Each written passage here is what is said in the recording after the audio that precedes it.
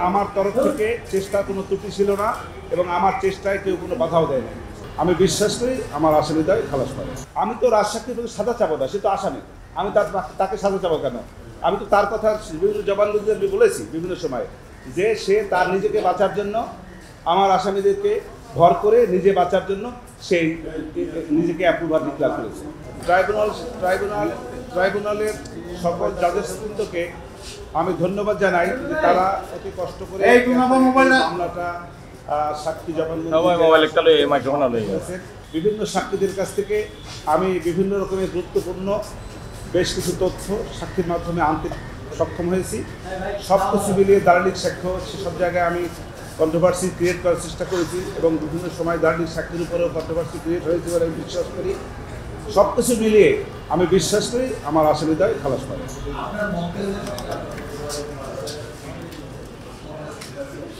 না, এটা সুযোগ নাই, এটা আইনগতভাবে সুযোগ নাই। এই প্রশ্নটা কেন আপনারা করেন?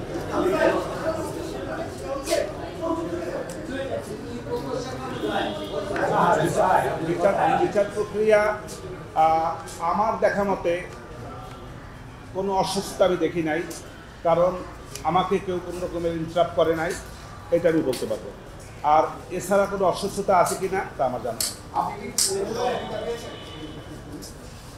আমাকে এই জায়গার সহযোগিতা যে জিনিসটা মামলা করতে গেলে যে সহযোগিতা সবার আগে লাগে সেটা হলো ডিফেন্স কাউন্সিল থেকে আসামিদের পক্ষ থেকে দলিল দস্তাবেজ দিয়া আমাকে যদি সহায়তা করতে পারতেন সেইটা। আর রাষ্ট্রপক্ষ থেকে মামলাটা করতে হয়েছে, রাষ্ট্রপক্ষ থেকে যে সমস্ত কাগজপত্র ডকুমেন্ট দলিলাদি আমি পেয়েছি তার আলোকে আমাকে আপনার মামলা করতে হয়েছে।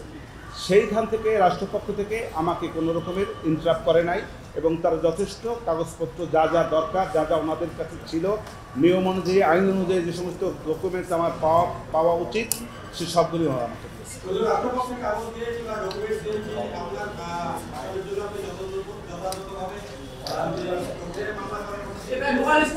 আমি আমার সীমাবদ্ধতা থেকে আমি চেষ্টা করেছি, যথেষ্ট চেষ্টা করেছি। আমার তরফ থেকে চেষ্টা কোনো ত্রুটি ছিল না এবং আমার চেষ্টায় কেউ কোনো বাধাও দেয় না। ধন্যবাদ। আমি তো দেখি না, আমি তো আগেই বলেছি যে আমি আমার দৃষ্টিতে দেখছি না, এর বাহিরে কোনো অসুবিধা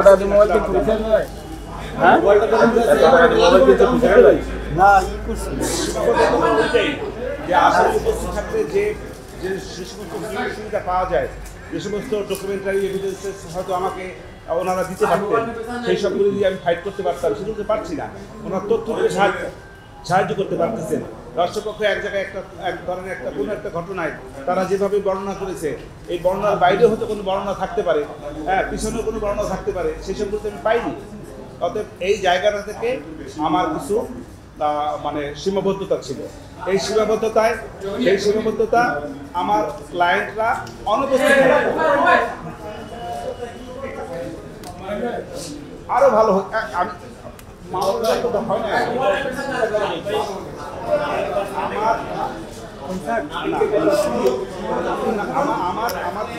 আমার বিচার প্রক্রিয়াটা, আমার সাক্ষীদের জেরা জবানবন্দিটা হয়তো আরো বেটার।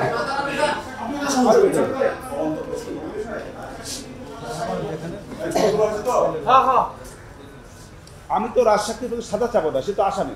আমি তাকে সাজা চাবো কেন?